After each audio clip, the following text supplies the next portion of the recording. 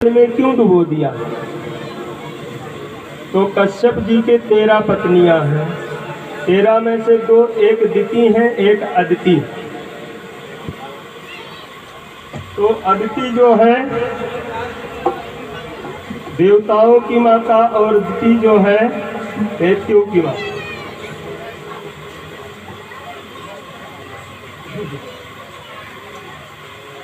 तो एक बारी कश्यप जी अपने संध्या बंदन से उठे और माता दिति ने प्रार्थना किया पुत्र प्राप्ति के लिए कश्यप जी से। तो सायं का समय था, तो कश्यप जी ने मना किया, देवी सायंकाल को 4 चीजें नहीं करनी चाहिए। आहारम, मैथुनम, निद्राम, स्वाध्याय चा विशेषता। जब सूर्य अस्त हो रहा हो तो भोजन नहीं करना चाहिए उस टाइम, या तो पहले कर लो या तो बाद में करो, क्योंकि सूर्य अस्त के समय यदि आप भोजन करेंगे तो निश्चित है बीमार होंगे।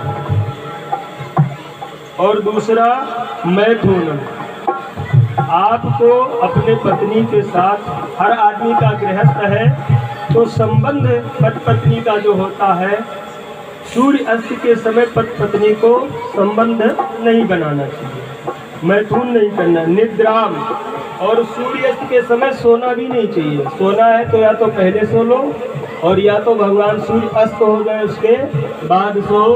और स्वाध्याय चा विशेषता, और आप कितने भी पढ़ने में प्रखर हैं, कितने भी इंटेलिजेंट हैं, कितने भी क्वालिफाइड हैं, लेकिन सूर्य अस्त के समय पढ़ना भी नहीं चाहिए, क्योंकि सूर्य अस्त के समय जो आप लर्न करेंगे, याद करेंगे, पढ़ेंगे, वो आपको याद नहीं होगा।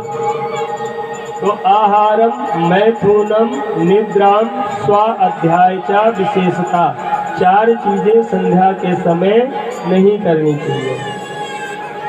कश्यप जी ने समझाने का बहुत प्रयास किया, पर माता दिति नहीं मानी। कश्यप जी ने अपनी पत्नी का मान रखने के लिए माता दिति के साथ समागम किया और माता दिति ने गर्भ धारण किया। तो कश्यप जी ने श्राप दे दिया, तुमने संध्या के समय हमें विवश किया है, इसलिए तुम्हारे घर में जो बालक जन्म लेंगे वो महापापी होंगे, दुष्ट होंगे, छल होंगे। माता दिति ने जब ऐसा सुना तो डर गई, प्रभु मुझे क्षमा कीजिए और कुछ ऐसा उपाय कीजिए कि जिससे मेरे बालक का यश, मेरे बालक की कीर्ति तीनों लोक में फैले।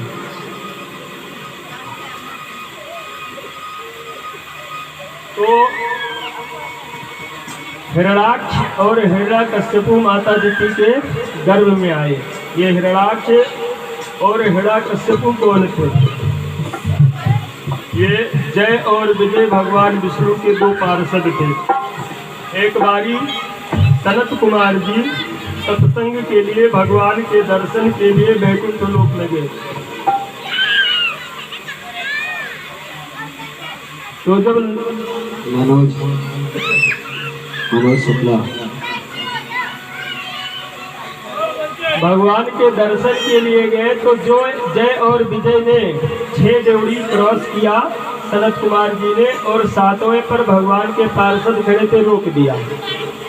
भगवान शयन कक्ष में हैं, आराम गृह में, अभी आप नहीं मिल सकते। तो सनत कुमार जी ने जय और विजय को राक्षस होने का श्राप दे दिया, तुमने मेरा अपमान किया है, तुम दोनों राक्षस हो जाओ।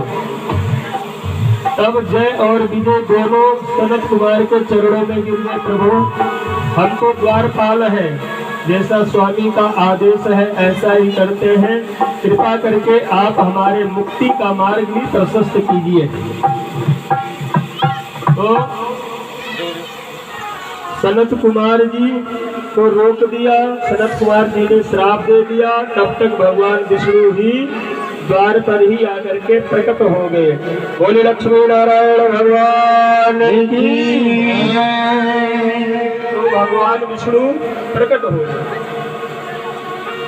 और जब सनत कुमार जी ने भगवान विष्णु को देखा तो भगवान ने कहा, ऋषि कुमारों, ये हमारे अनुचर हैं, शिष्य हैं, द्वारपाल हैं, इनके अपराध को क्षमा करो। और जो भी आपने इनको श्राप दिया है राक्षस होने का, तो कुछ समय निर्धारित कर दो। तो सनत कुमार जी ने कहा कि 2 ऑप्शन है, ये चाहें तो 100 जन्म तक आपके भक्त बनकर जन्म लेंगे, उसके बाद ये फिर आपके पास आएंगे, और चाहें तो 3 जन्म तक दुष्ट योनि में जन्म लेकर के आपको प्राप्त करेंगे। तो जय विजय ने सोचा कि कहाँ 100 जन्म, कहाँ 3 जन्म, भले है 3 जन्म दुष्टता में नाम होगा, पर कम समय में ही भगवान मिल जाएंगे। इसलिए महाराज मुझे किसी भी योनि में भेजिए, पर जितना कम समय लगे भगवान को मिलने में, ऐसा उपाय कीजिए। तो 3 जन्म का इनको श्राप दिया राक्षस बनने का। तो वही जय और विजय हिरणाक्ष और हिरण्याकश्यप के रूप में माता दिति के गर्भ में आए। द्वारपाल हरि के प्रिय दो, द्वारपाल हरि के प्रिय दो, जय युग जय जान सबको, जय युग जय जान सबको। विप्र शाप दे जो नव भाई, विप्र शाप दे जो नव भाई, तामस असुर दे दिन पाए, तामस असुर दे पाए। कनक कसिपुअरु फाटक लोचने, कनक कसिपुअरु फाटक लोचने, कनक कसिपुअरु फाटक लोचने, कनक कसिपुअरु फाटक लोचने। वदन मयंका कय मोचने, वदन मयंका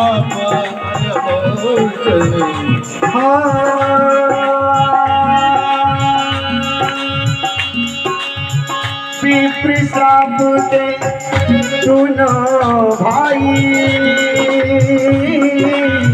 तामस असुर दे तीन पाए।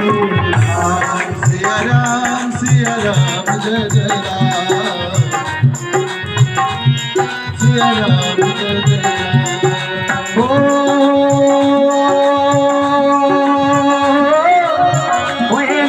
हरि तू सरपुर मारा, जनु प्रहलाद सुजसी सारा। सिया राम जय जय राम, सिया राम जय जय राम।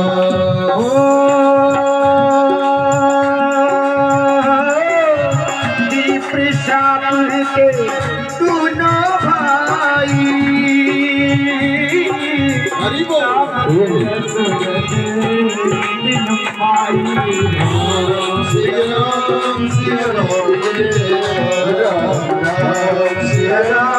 सिया राम जय राम, सिया राम सिया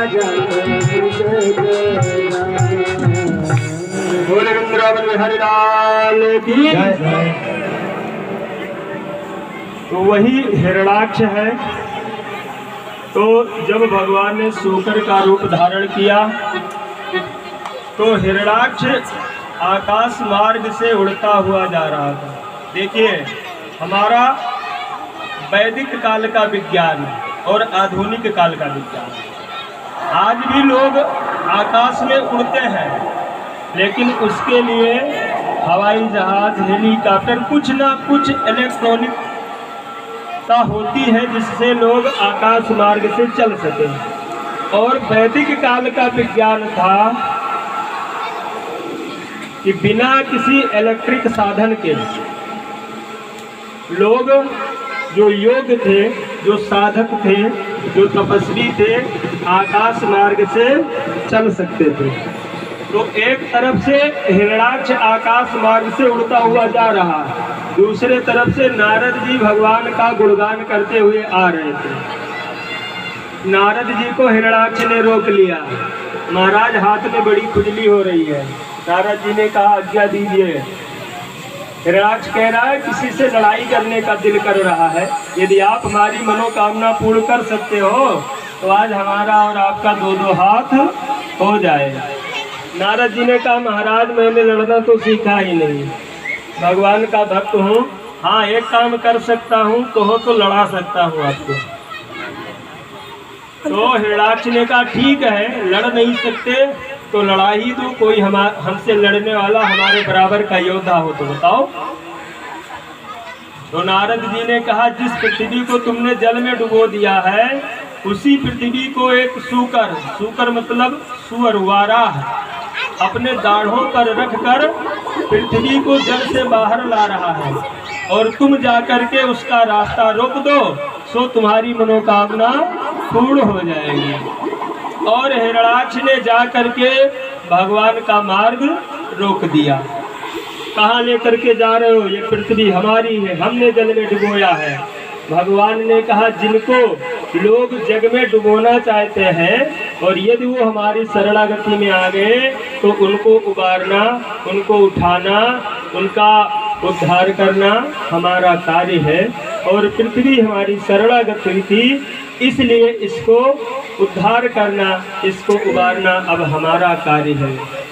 हिरणाक्ष ने कहा मेरे जीते जी तुम ले नहीं जा सकते। तो भगवान ने कहा तुम जीवित ही नहीं रहोगे। और दोनों में 1000 वर्ष तक युद्ध हुआ। अंत में भगवान ने एक मुष्टिक का प्रहार किया और हिरणाक्ष के प्राण पखेरु उड़ गए और भगवान ने ला करके धरती को जल के ऊपर स्थापित कर दिया। बोले वाराह भगवान की जय। तो जब पृथ्वी को जल के ऊपर स्थापित कर दिया, अब महाराज मनु और शत्रुपा जी ने मैथुन सृष्टि का प्रारंभ किया। तो उनके घर में 5 बच्चों का जन्म हुआ।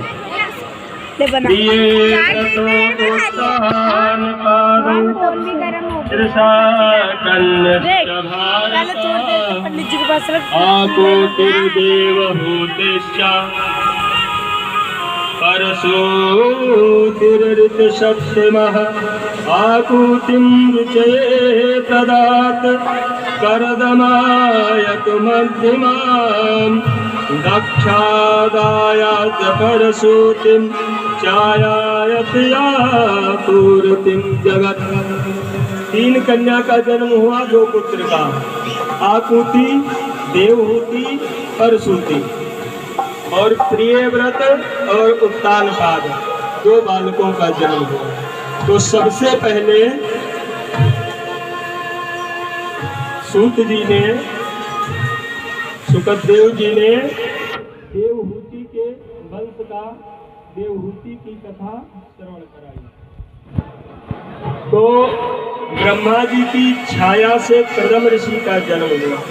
और कर्दम ऋषि जब प्रकट हुए सो तपस्या में बैठ गए और 10,000 वर्ष तक। सतयुग में लोगों की आयु 1 लाख वर्ष होती थी। त्रेता में लोगों की आयु 10,000 वर्ष होती थी।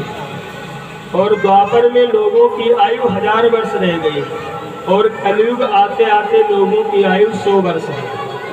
लाख से शुरू होकर 100 वर्ष, एक जीरो हटते गए। तो प्रेजेंट टाइम में कलयुग चल रहा है। अभी हमारी आपकी आयु 100 वर्ष निर्धारित है, लेकिन बड़ी भगवत कृपा होती है, वही वहां तक पहुंचते, नहीं तो 50 में सब निश्चित ही नहीं कब। पर अगर पूरा जीवन जिए तो 100-120 वर्ष मनुष्य की आयु कलयुग में है।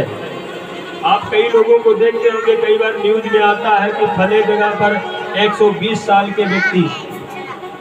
तो लोगों की आयु 120 वर्ष निर्धारित है, पर खान पान, आचार व्यवहार, विचार सब दूषित है, इसलिए 100 वर्ष भी जीना बड़ा मुश्किल है।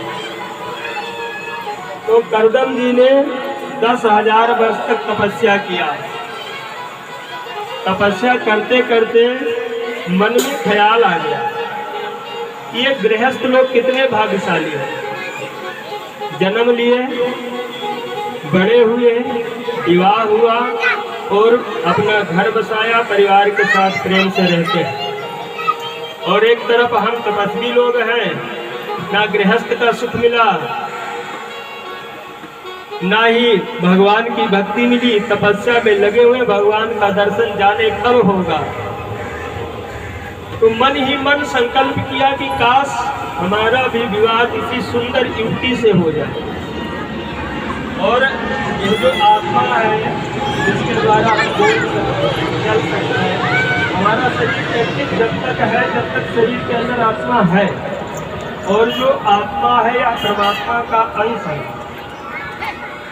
तो जब कोई बात आपके मन में, हृदय में आएगी, आत्मा में आएगी, तो उन बातों का पता परमात्मा को बताना नहीं पड़ता, चल जाता है।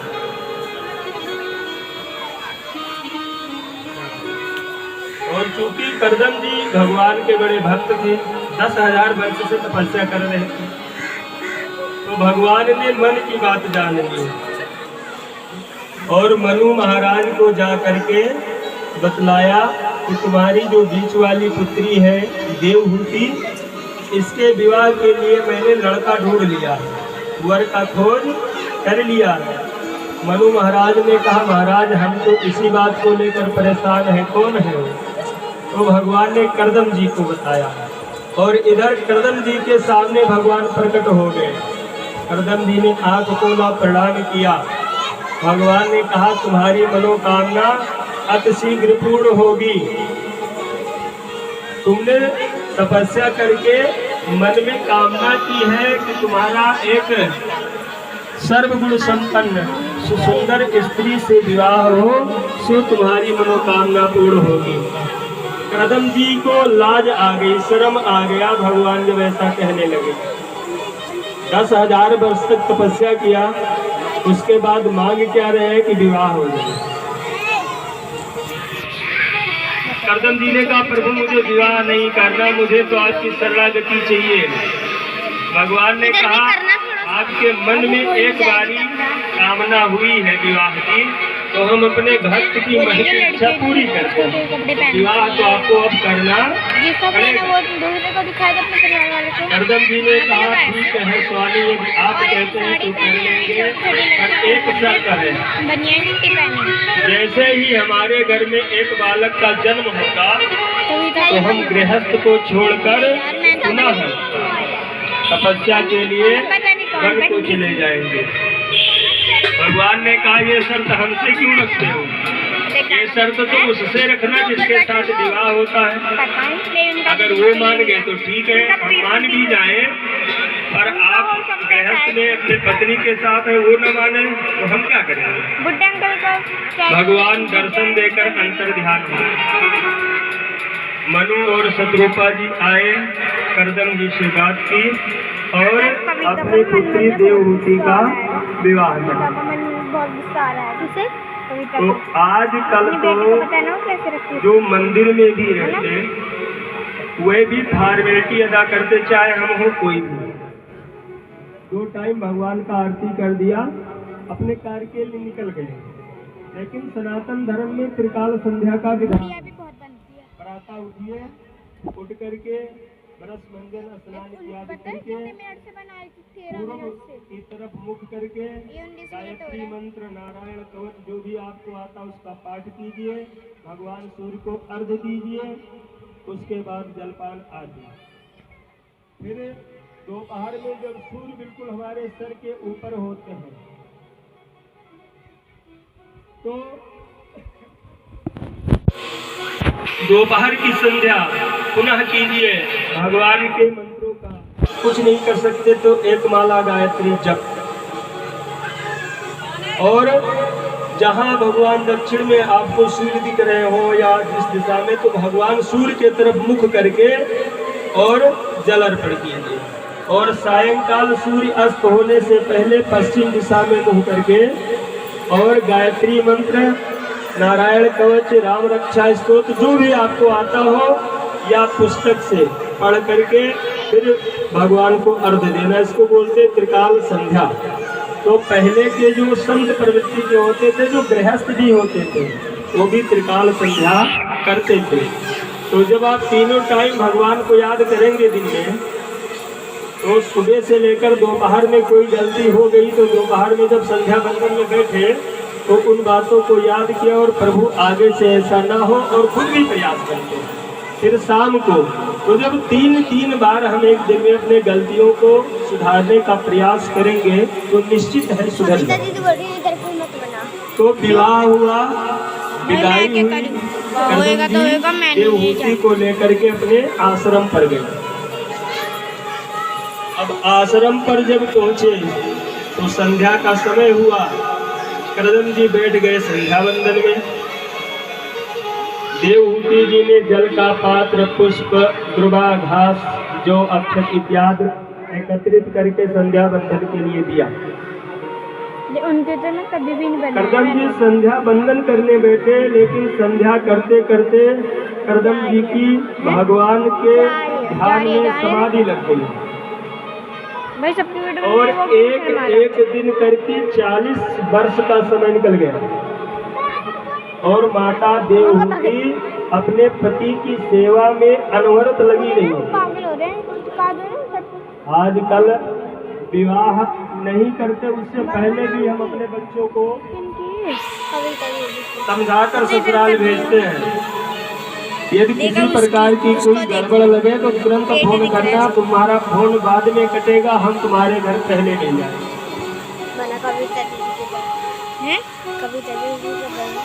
तो उसका परिणाम क्या होता है कि आज आप देखते हैं लगभग भारत देश में भी 10% शादियां ऐसी होंगी जो 2-4 साल बाद टूट जाती हैं, चल नहीं पाते। मंदिर के और पहले माता पिता अपने बच्चों को समझाकर भेजते थे। यदि पति पर कोई आपत्ति विपत्ति आती है या ससुराल में कोई ऐसी विषम परिस्थिति आती है तो कैसे करके उसको एडजस्ट करना सीखिए और अपने पति का हर परिस्थिति में साथ दीजिए। खत्म देगा तब तक बनाएंगे। तो देवहूति जी 40 वर्ष तक पति की सेवा में लगी रही। और देवहूति जी के पिता जो है महाराज बन जी पूरी पृथ्वी के राजा थे। और विवाह किससे किया? एक तपस्वी से, जिसके पास रहने के लिए घर ही नहीं और है भी तो जंगल में एक झोपड़ी। अब जब पहुंचे तो देवहूति जी ने जब उनका आश्रम देखा तो नीचे बड़े बड़े होल बने हुए हैं, बड़े बड़े चूहों के, मेढकों के बिल है जिसमें सब बैठे हुए हैं जीव जंतु। तो माता देवहूति ने कहा, प्रभु ये सब कौन है? कहीं सर्प बैठा, कहीं मेढक, कहीं बिच्छू, कहीं मूषक। करदम जी ने कहा, प्रिय ये सब हमारे परिवार ही है। जब हम आश्रम पर नहीं होते हैं तो आश्रम का सुरक्षा व्यवस्था देख रेख यही करते हैं। माता ने कहा, ठीक है प्रभु। ऊपर देखा तो चिड़ियों के घोंसले। ये सब कौन है? करदम जी ने कहा, देवी ये जो हमारा आश्रम है, इन सबका आश्रम, इन सबका घर है, ये सब भी हमारे साथ ही रहते हैं।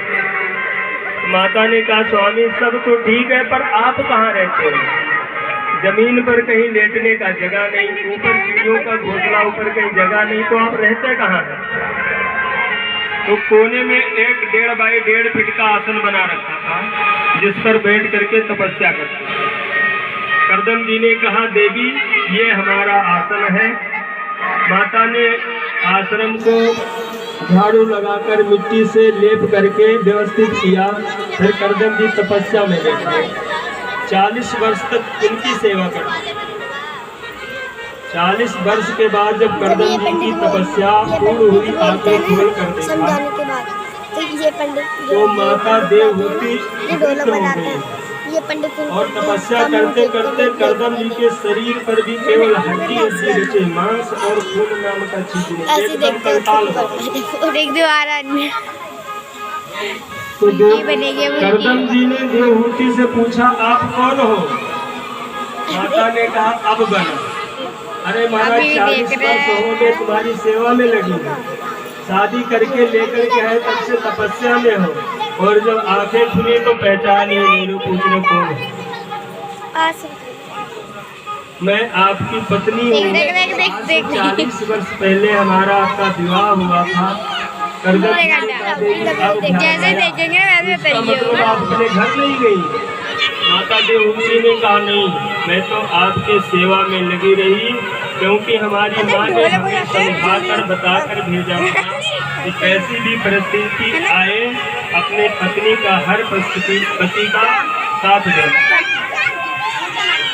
करदम जी ने कहा, देवी, अब बताओ तुम्हारी क्या इच्छा है? तो माता ने गृहस्थ में संतान उत्पत्ति की इच्छा जाहिर की। करदम जी ने देवहूति का हाथ पकड़ा और सरोवर में डुबकी लगाई। देख देख देख देख तो देवहूति और करदम दोनों विवाह हो गए। पंडित जी इनकी हंसी बनाएंगे। करदम जी ने देख भी जा रहे पंडित जी, देख देख देख देख देख देख देख और उसमें देवहूति के साथ 100 वर्ष तक विहार किया। शर्त था कि एक बालक का जन्म हो तो संन्यास ले लेंगे, देख अभी बालक ऐसे हुआ करना नहीं, देख देख बालकाएं देख 9 हो गई। करदम जी ने कहा, देवी, एक की बात थी, हमारे घर 9 संतानें हो गई। माता देवहूति ने कहा, ये सब कन्याएं हैं, देख देख इनका देख देख विवाह देख करेंगे देख तो देख अपने घर देख चली देख जाएंगी। तो जब ये अपने घर चली जाएंगी तो हमारे भी टाइम और क्या पास द्वार- करने के लिए, बात करने के लिए, जीने के लिए कोई तो सहारा होना चाहिए घर में। देख देख देख मेरी तरह से करदम जी रुक सही कह गए रही है। और फिर कपिल देव जी का जन्म ये हुआ हंसियों को भी और दिखा कपिल देते हैं। देव जी की परिक्रमा करके प्रणाम करके पब्लिक इधर करदम दिखा तपस्या ज्यादा के कर। लिए चले गए। बोलिए कपिल देव भगवान की जय।